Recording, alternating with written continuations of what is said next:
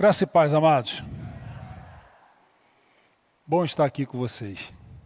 Pedir os amados que abram suas Bíblias no livro de Provérbios, por gentileza, capítulo 3, versículo 5 diz assim: quem puder fazer a leitura de pé, em sinal de reverência e respeito à palavra de Deus, após a leitura deste versículo faremos uma oração. Provérbios 3, versículo 5 diz assim: confie no Senhor de todo o coração. Pai querido e amado, nós te agradecemos, porque estamos aqui reunidos em teu santo e bendito nome para a tua honra e glória.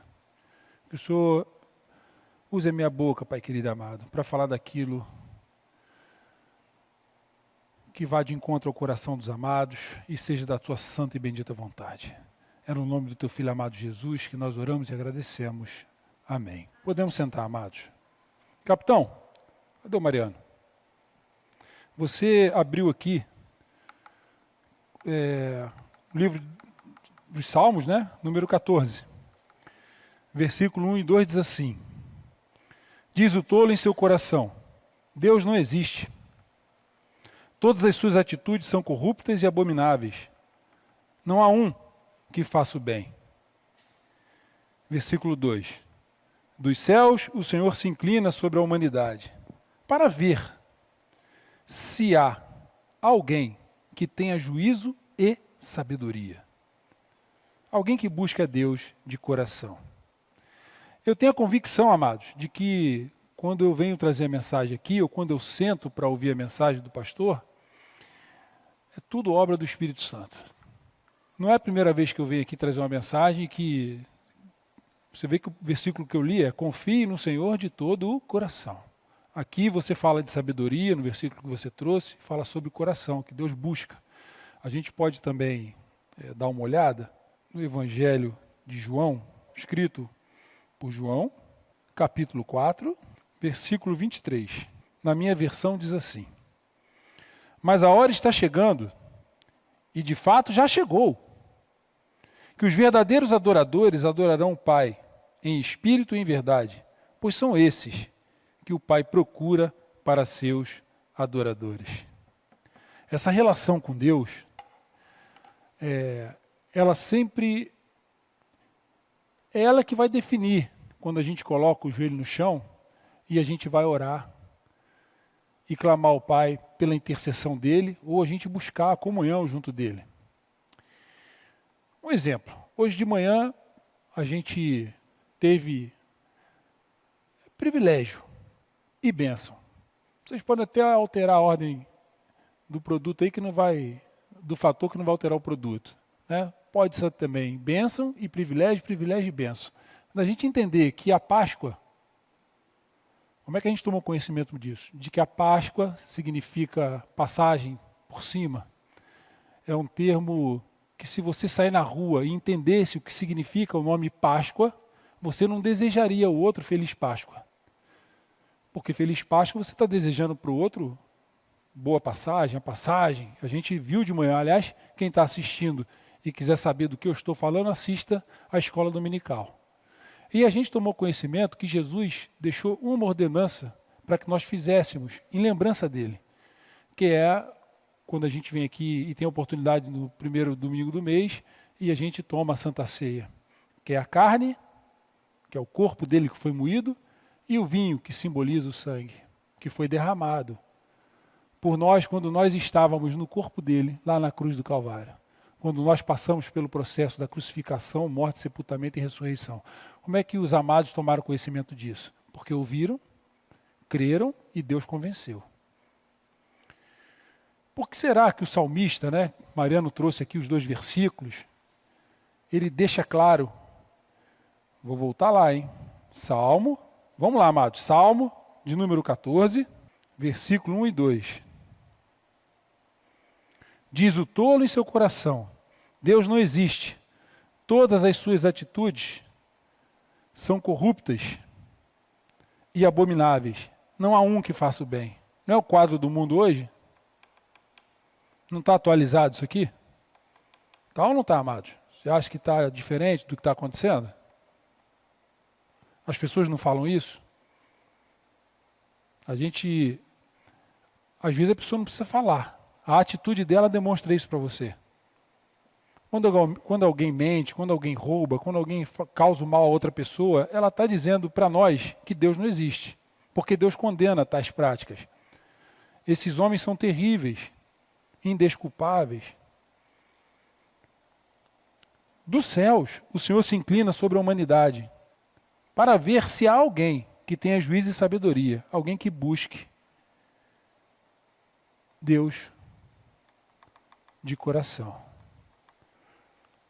E aí eu vou pegar o primeiro versículo que eu trouxe, né, que é do livro de Provérbios, capítulo 3, que a gente fez a leitura. Vocês podem até deixar lá, aberto, tá? Provérbios, de número 3, capítulo 3, versículo 5, que diz: confie no Senhor de todo o coração. Tem um detalhe importante aqui. Que coração é esse que tem que confiar no Senhor? O nosso coração, a gente tem que confiar nele, ok, simples. Mas o coração que Deus quer que confie nele é esse aqui, do livro de Ezequiel. Podemos ir lá em Ezequiel, capítulo 36, versículo 26 e 27. Ezequiel 36, 26 e 27. Diz assim: e lhes darei um novo coração e colocarei em vocês um novo espírito. Removerei seu coração de pedra e lhe darei um coração de carne. Porei dentro de vocês meu espírito, para que sigam meus decretos e tenham cuidado de obedecer a meus estatutos. Se ele não trocar o coração... Então, quem ouviu hoje a mensagem de manhã falando da Páscoa e vai dar Feliz Páscoa para o outro, ele está cometendo, ele no mínimo está dizendo para Deus que ele não acredita no que está escrito na Bíblia. Perdoe, mas essa é a verdade. Eu não estou dizendo que você é mau, que você é ruim, que você vai para o inferno. Eu não posso falar isso. Quem sabe disso é Deus. Eu estou dizendo para você que o significado da palavra Páscoa é passagem por cima. Quando o anjo do Senhor levou a vida dos primogênitos lá, dos filhos egípcios, dos egípcios, para poder libertar o povo dele da escravidão no Egito. Então, isso foi feito, e depois de muitos anos, Jesus veio e derrubou essa aliança, criando a nova aliança no corpo dele. Nós vamos comemorar aqui hoje a última Páscoa e vamos dar início a uma nova ordenança. Vocês vão comer esse pão que simboliza o meu corpo e vão beber desse vinho que simboliza o meu sangue, que vai ser derramado por vocês. E aí as pessoas simplesmente não acreditam. Não acreditam por quê? Porque precisa confiar no Senhor de todo o coração, e o coração precisa ser trocado. Quem derrapa nessas letras precisa colocar o joelho no chão. E eu sempre digo, vou repetir, eu estou aqui, o primeiro que essa mensagem precisa atingir é a mim, e depois aqueles que eu tenho a bênção de poder levar, compartilhar a mensagem. Então também não estou me colocando aqui como alguém inatingível. Eu estou dizendo aos amados que se não houver troca de coração, não há quem confie, quem faça o bem, porque a natureza do homem é corrupta e nós precisamos estar atentos, porque os detalhes fazem toda a diferença quando é o reino de Deus, quando se trata da pessoa de Jesus Cristo. A gente não pode... Uma prova de matemática, quando você vai fazer, você errou um número, se você começar errado aqui em cima na equação, você vai terminar errado aqui embaixo. Ou não. O pior é que a gente sabe que muita gente mexe no número aqui em cima para dar errado aqui embaixo, com má intenção. Outros porque estão distraídos. E quando a gente vai lendo a palavra e descobre que poucos entrarão no reino, a gente precisa estar mais atento ainda, porque um descuido nosso, não vou lá, mas a gente comenta, Moisés, porque Deus falou para ele falar com a pedra. E ele foi e tocou com um cajado na pedra para que tivessem água. Por causa disso ele não entrou na cidade prometida, que mana leite e mel. Ele não entrou. Então olha só, existe... Jonas fugiu, não queria ir para Nínive pregar, são vários exemplos. E a gente parece que não leva a sério a palavra de Deus. Eu vou pegar a partir de agora, eu peguei o versículo, 5, né, de Provérbios, do capítulo 3, que é confie no Senhor de todo o coração. Vou pular para o versículo seguinte, e assim eu vou fazer até o fim dessa mensagem, até a gente chegar no versículo 18. Mas eu gostaria que vocês depois consultassem o livro de Provérbios, capítulo 3, de 5 a 18, senão vocês vão ter que ler versículo por versículo que eu vou citar, que são versículos pequenos. Quando chegar num grande aqui, eu peço para vocês voltarem lá. E vocês vão acompanhar no seguinte, porque a palavra de Deus, isso é outra coisa fantástica. É uma matemática tão exata que ela se fecha. Eu tenho a convicção que o amado, quando trouxe aqui o livro dos Salmos, capítulo 14, foi o Espírito Santo que preparou a abertura. Porque Deus busca os verdadeiros adoradores. Aqueles que buscam a Ele em espírito e em verdade. Então, confiar no Senhor de todo o coração precisa ser trocado. O versículo seguinte diz assim: não dependa do seu próprio entendimento, na minha versão, né, que seria o versículo seguinte. Aí nós vamos lá no livro do profeta Jeremias, capítulo 17, versículos 5 e 6. Diz assim, Jeremias 17, 5 e 6. Assim diz Jeová, maldito é o homem que confia no homem. Jeremias 17, 5 e 6, hein? E põe a carne por seu braço, e cujo coração se desvia de Deus. É como um arbusto solitário no deserto. Não tem esperança alguma.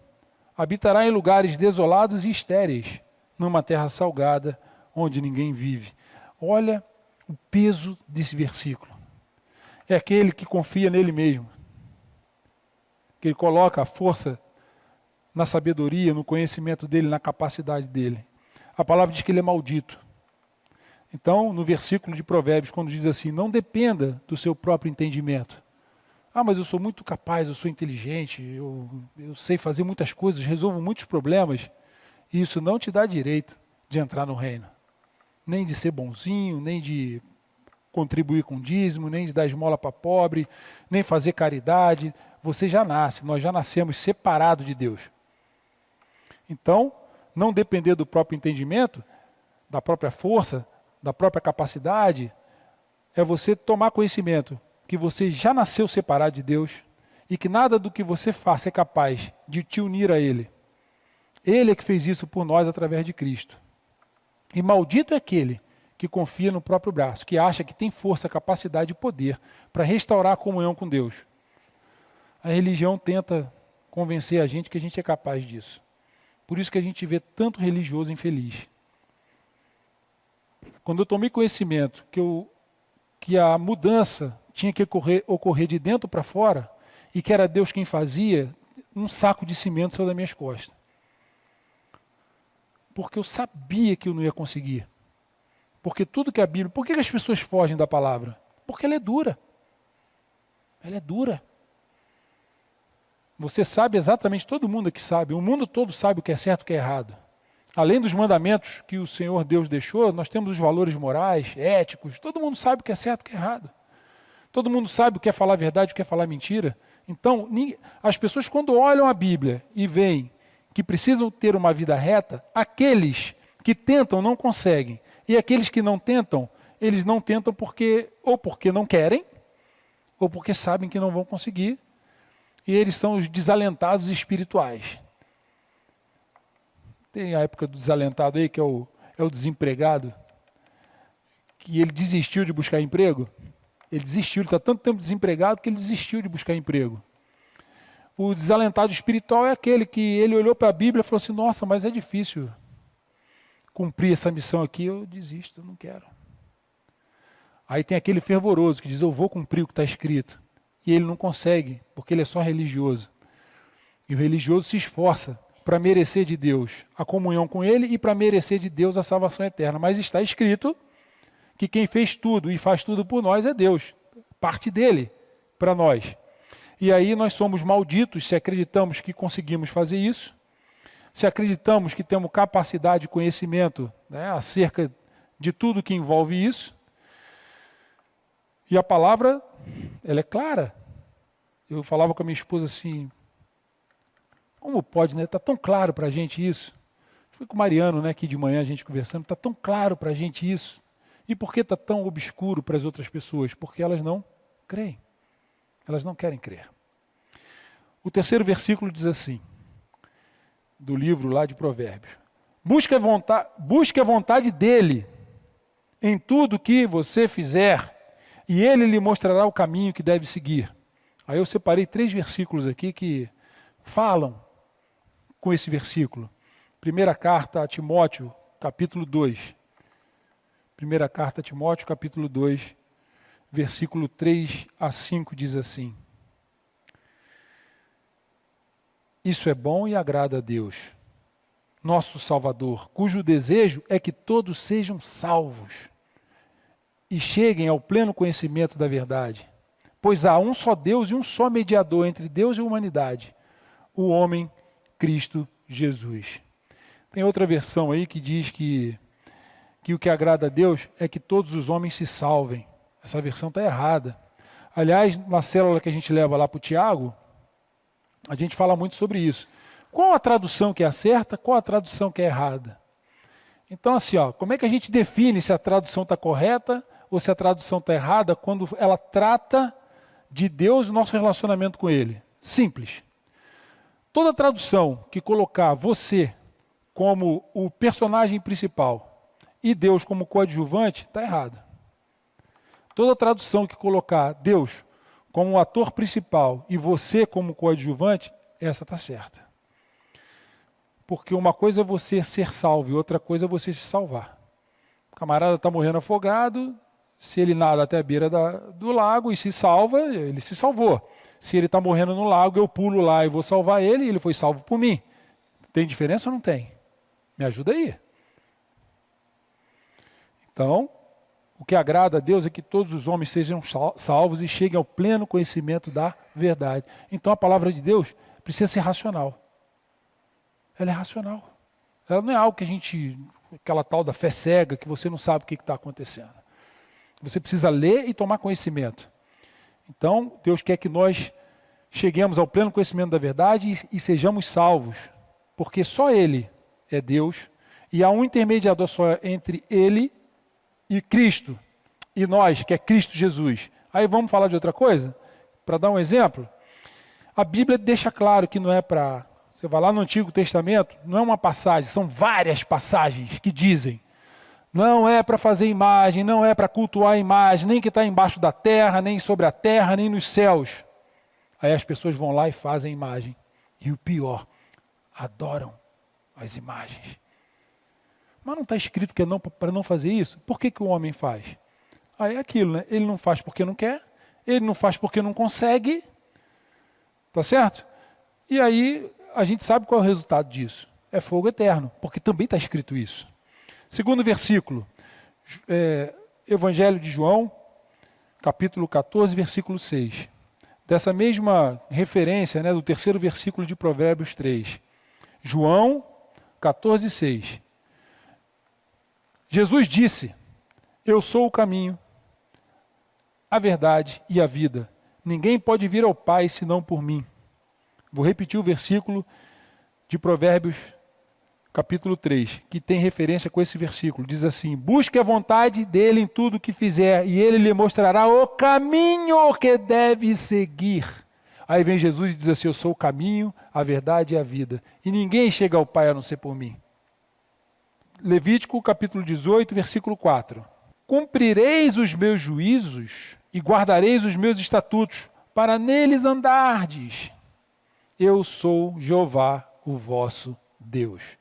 Então, olha, o desejo dele é que todos nós sejamos salvos, que conheçamos e cheguemos ao pleno conhecimento da verdade, que andemos pelo caminho que é Cristo e guardar os estatutos dele. A Bíblia não é uma brincadeira. É para a gente ler e acreditar nela. E as pessoas passam assim, vista grossa. Próximo versículo, não seja sábio aos teus próprios olhos, teme a Deus e aparta-te do mal. Versículo de referência, livro dos Salmos aí de número 20, versículos 6 a 9, diz assim, Agora sei que o Senhor salva seu ungido. Ele responderá de seu santo céu e o livrará com seu grande poder. Alguns novos confiam em carros de guerra, outros em cavalos, mas nós confiamos no nome do Senhor, nosso Deus. Tais nações perdem as forças e caem, mas nós nos levantamos e permanecemos firmes. Dá vitória ao teu rei, ó Senhor. Responde ao nosso clamor por socorro. Aqui é uma extensão da gente não acreditar na nossa força, no nosso potencial, na nossa capacidade. Tem outra passagem da Bíblia que diz daquele homem que viu que os celeiros dele não cabia mais para a produção dele, ele construiu celeiros maiores. E depois que ele construiu, ele bateu no peito, nossa, agora está beleza. Agora eu posso armazenar coisa aqui por toda a minha vida. E ele é chamado de insensato, de louco.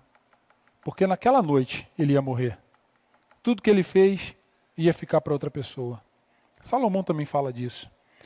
Próximo versículo diz assim: então você terá saúde para o corpo e força para os ossos. Eu estou falando ainda aqui de Provérbios capítulo 3, mais um versículo. Então você terá saúde para o corpo e força para os ossos. Vamos lá no livro de Êxodo, capítulo 23, versículo 25. Sirvam somente ao Senhor, seu Deus, e eu os abençoarei com alimento e água, e os protegerei de... Como é que está na versão de vocês aí?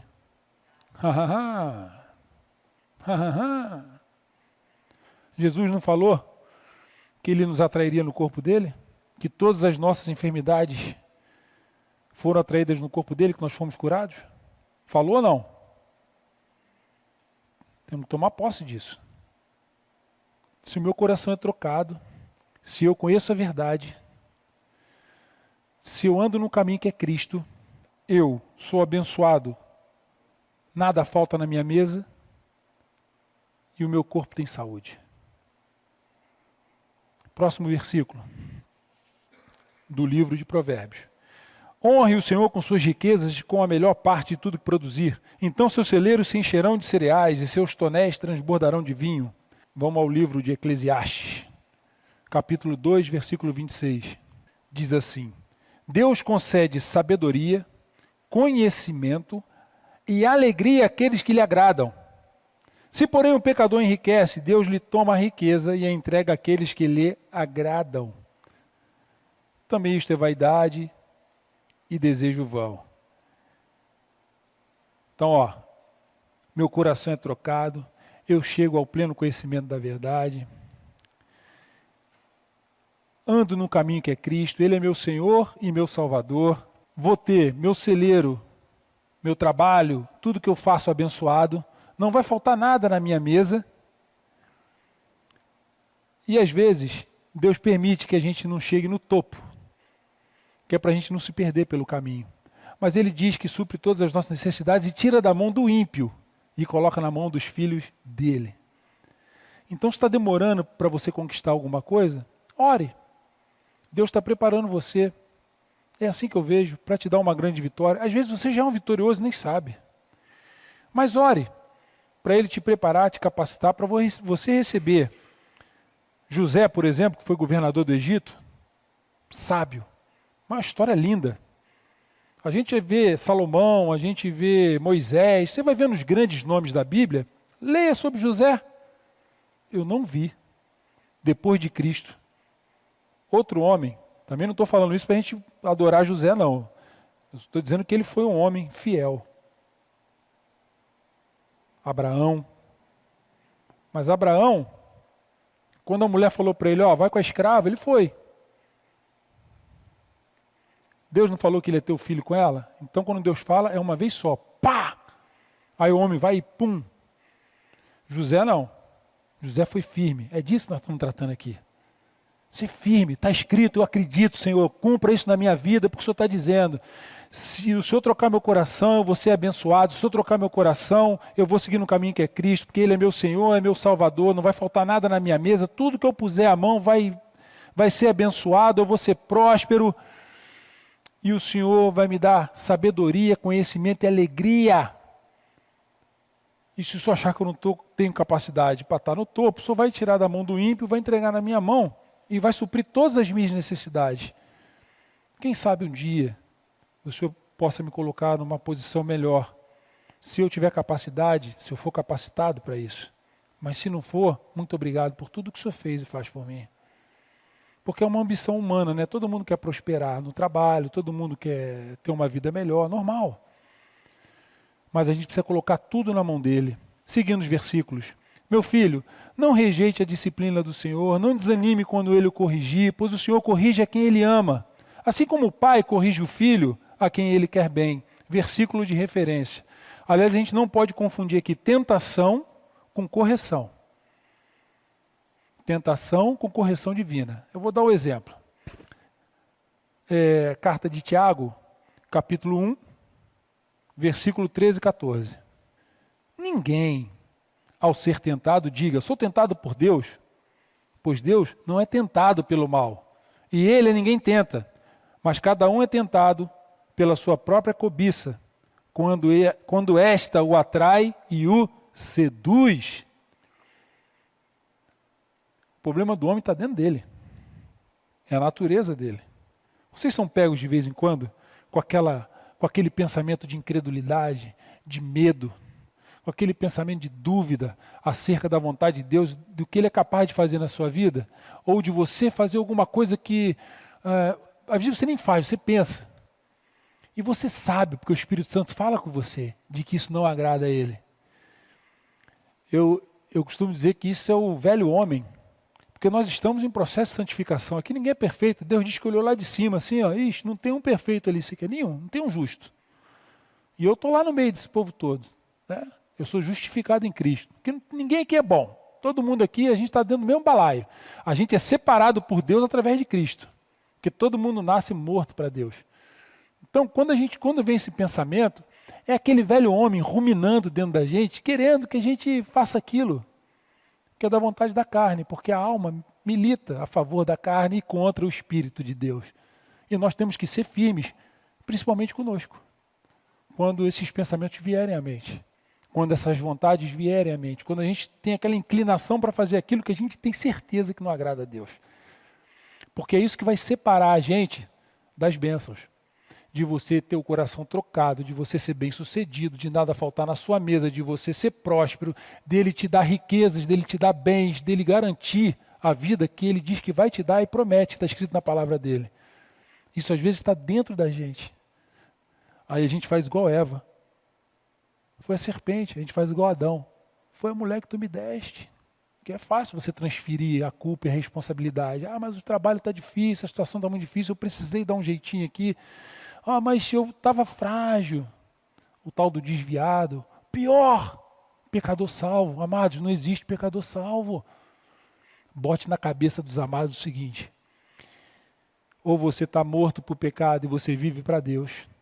Ou você está morto para Deus e vive para o pecado. Não é o que nós temos ouvido aqui? Nós temos que tomar posse disso. E descansar nas promessas dele. Então, tentação não vem de Deus. Pode vir até de dentro de você. Pode vir do mundo, pode vir da situação, das circunstâncias. Deus não tenta ninguém. Mas nós podemos ser engodados pela nossa própria concupiscência se o nosso coração não é novo. Se nós não nascemos de novo, se ele não está trocado. E isso, fora os dardos que o diabo lança em cima da gente, as circunstâncias que nós somos submetidos. A gente falava a respeito de Jó. A paciência de Jó, amados. Jó foi fiel. Mas aquele fiel assim, eu tenho um problema com o Edu e eu acho que o Edu está errado. Mas eu vou dizer para o Edu o que eu penso. Então ele foi fiel a Deus. Porque ele disse para Deus o que ele pensava. Aí Deus virou para ele e falou assim, mas tu está errado, Edu. Onde é que você estava quando eu fiz tudo? Quando eu separei a água da terra, quando eu criei o firmamento, onde é que você estava, Edu? Então ele foi fiel, mas ele também derrapou. Ele derrapou, porque ele questionou por que ele estava daquele jeito. Só que no auge da dor dele, que a mulher dele disse assim, você ainda está acreditando nesse Deus? Rapaz, amaldiçoa ele e pede para morrer. Você não tem mais jeito. Ele diz, mulher, você fala como uma louca. Deus me dá o bem e eu aceito. Acaso eu não posso também receber dele o mal? Ele tem que me dar só o bem? E como é que eu vou saber quem é o Edu, se nós, durante a nossa experiência no relacionamento, a gente não passar por algumas dificuldades, para eu saber quem é ele?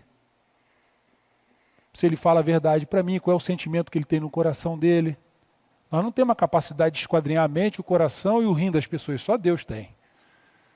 Então, se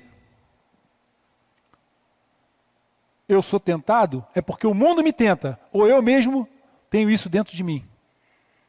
Infelizmente, a alma militando contra o Espírito Santo de Deus. Outro versículo, Hebreus 12, 6. Carta aos Hebreus, capítulo 12, versículo 6. A partir do versículo 6 diz assim: pois o Senhor disciplina quem Ele ama e castiga todo aquele que aceita como filho. Enquanto suportam essa disciplina de Deus, lembrem-se de que Ele os trata como filhos. Quem já ouviu falar de um filho que nunca foi disciplinado pelo pai? Se Deus não os disciplina, como faz com todos os seus filhos, significa que vocês não são filhos de verdade, mas ilegítimos. Opa! Então, se eu tenho uns problemas, que eu sei que o pai tem poder para resolver, e ele não resolveu ainda, é porque ele está me observando. Ele está me observando. E ele vai me dar o livramento.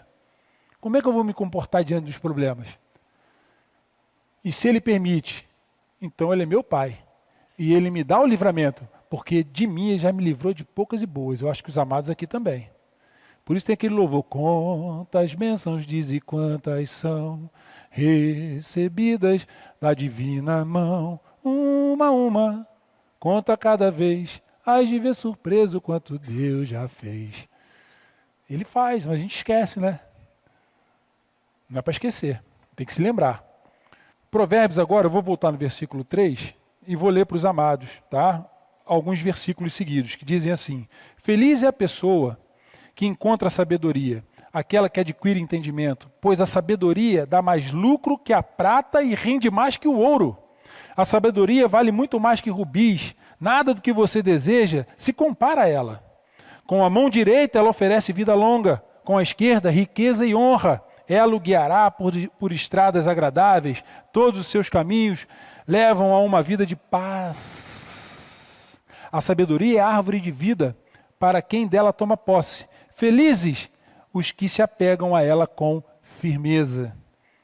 Aí eu separei aqui os versículos para falarem com esses versículos. Primeira carta aos Coríntios, capítulo 1, versículo 24. Mas para os que são chamados, tanto judeus como gregos, lhes pregamos a Cristo, poder de Deus e sabedoria de Deus. Cristo é o poder e a sabedoria. E foi Ele que permitiu que o nosso coração fosse trocado na obra que Ele fez lá na cruz do Calvário, quando Ele nos atraiu no corpo dele. Ali foi feita a troca de coração. Foi ali, quando Ele nos incluiu no corpo dele. Quando Ele olhou para cima e disse assim: Deus meu, por que me desamparaste? Não era Ele falando, éramos nós. E aí Ele foi transfigurado. Era nós, fomos nós que transfiguramos Ele. E a sexta-feira escureceu e houve trevas. Foi Ele?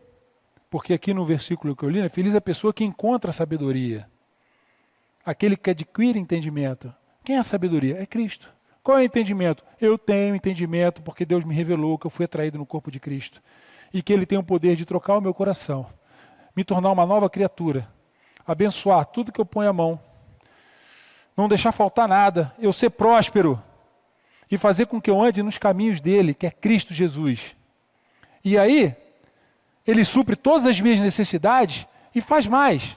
Me torna próspero, tira de quem tem e dá para mim que não tenho nada, porque eu sou filho dele. E Ele vai controlando os meus passos e me observando. Deixa eu ver esse filho meu, se eu posso dar mais ou fazer mais por ele, ou se ele está naquele processo de santificação em que ele está resistindo a tudo que eu tenho feito por ele. E aí a gente vai aqui examinar e descobrir o tempo que cada um leva às vezes para realizar algum sonho. Depende da nossa resistência. Carta aos Colossenses, capítulo 2, versículo 1 a 3. Carta aos Colossenses 2, 1 a 3. Diz assim: quero que saibam quantas lutas tenho enfrentado por causa de vocês e dos que estão em Laodiceia, e por muitos que não me conhecem pessoalmente, que eles sejam encorajados e unidos por fortes laços de amor, e tenham plena certeza de que entendem o segredo de Deus, que é o próprio Cristo. Nele estão escondidos todos os tesouros de sabedoria e conhecimento. Toda sabedoria e todo conhecimento se resume na pessoa de Jesus Cristo. Apocalipse, capítulo 5, versículo 12, diz assim: que com grande voz diziam: digno é o Cordeiro que foi morto, de receber o poder e riquezas, e sabedoria e força, e honra e glória, e ações de graças. E eu vou fechar aqui com o versículo 5 da carta a Tiago. Carta de Tiago, capítulo 1, versículo 5. Diz assim: se algum de vocês precisar de sabedoria, peça a nosso Deus generoso, e Ele te concederá. Ele não os repreenderá por pedirem. Cristo é a própria sabedoria. Recapitulando, amados, se a gente confia no Senhor de todo o coração, a gente coloca toda a nossa força, todo o nosso entendimento na dependência dEle. Ele diz que supre todas as nossas necessidades, porque Ele é verdade, Ele é justiça e Ele é o caminho. Ele coloca tudo na nossa mesa, não permite que nós saiamos do caminho que é Cristo, porque nós vamos andar nele. Ele vai nos tornar prósperos, vai colocar na nossa mesa o alimento que nos sustenta, vai nos dar capacidade para ser um bom profissional em tudo que nós fizermos. Ele não vai permitir que nós caiamos, porque Ele vive em nós e Ele vai fazer isso pelas nossas vidas. Porém, se o coração não for trocado, nós não vamos chegar a esse objetivo. E Ele diz que se a gente precisar de sabedoria, a gente pode pedir a Ele. Então, quem não tem Cristo, ou acha que não tem, ou está passando por alguma dificuldade, clame. Clame pelo Senhor Jesus, porque Ele, como a gente leu aqui, né? Ele é o Cordeiro que foi morto. Ele recebeu poder, riquezas, sabedoria, força, honra, glória e ações de graças. Nós temos que render a Ele toda a honra, toda a glória e todo o louvor. Entreguemos as nossas vidas na mão dEle. Deixe Ele trabalhar, amados. Não resistam. Aquilo que estiver incomodando vocês, coloquem diante dEle através de súplicas e orações. Uma vez o coração trocado, e a gente vai entender que a gente não depende da nossa força, da nossa capacidade, da ciência, do conhecimento, a gente depende dEle, porque é até Ele que dá isso para a gente. Quando a gente vai fazer uma prova, quando a gente está num trabalho, quando a gente está numa saia justa, lidando com uma situação bem adversa, é Ele que nos dá o livramento de tudo. E Ele diz que não nos abandona, está conosco até a consumação dos dias, colocando tudo na nossa mesa, salvando aqueles que nós amamos, porque Ele diz que vai salvar a nossa casa, e a gente tem que colocar em oração aqueles que são os nossos parentes, que nós amamos, que ainda não receberam essa mensagem, porque Ele diz que salva a minha e a minha casa. Eu creio nisso. E eu oro e peço a Deus, Senhor, que o Senhor coloque isso no coração dessa pessoa, para que ela te reconheça como o único Deus, Senhor e Salvador da vida dela. E Ele diz que supre todas as minhas necessidades, coloca o pão na minha mesa, tira de quem é rico, coloca na minha mão, porque eu sou filho dEle, e Ele me abençoa. E eu sou bem-sucedido por quê? Porque Jesus é aquele que foi morto. Ele recebeu poder, riquezas, sabedoria, força, honra e glória. E merece todas as nossas ações de graças. Amém? Amém.